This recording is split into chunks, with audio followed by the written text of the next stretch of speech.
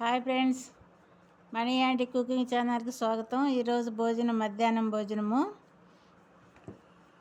ఎర్రపప్పు మెంతికూర.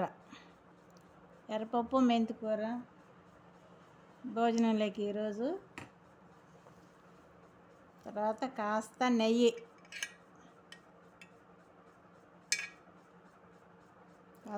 వేసుకొని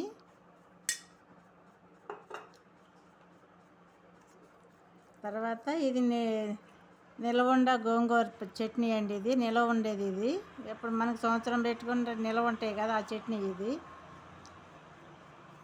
ఫస్ట్ ఒక ముద్ద నానమ్మలు అమ్మమ్మలు అనేవాళ్ళు ఫస్ట్ ఒక ముద్ద కారంతో చట్నీలతో ఏదైనా ఒక చట్నీతో తినమని అంటారు. తర్వాత మనం ఏ కూర చేసుకుంటాం ఆ కూరతో తినమని చెప్తారు.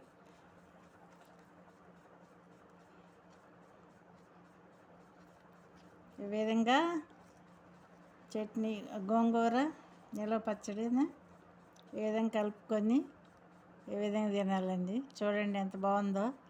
టేస్ట్ మనకి మంచిగా తిన్న సాటిస్ఫాక్షన్ ఉంటుంది. ఓకేనండి. మీ భోజనం అయ్యిందా? మా భోజనం రెడీ చేశాను. మీ భోజనం కూడా చేయండి. డాక్టర్లు చెప్తారు కదండి, టయానికి తినండి అని. మనం ఎప్పుడు తింటామండి? టయానికి తినము, ఏం లేదు. ఇష్టం వచ్చినప్పుడు ఆకలి వేసినప్పుడే తింటాము. ఓకే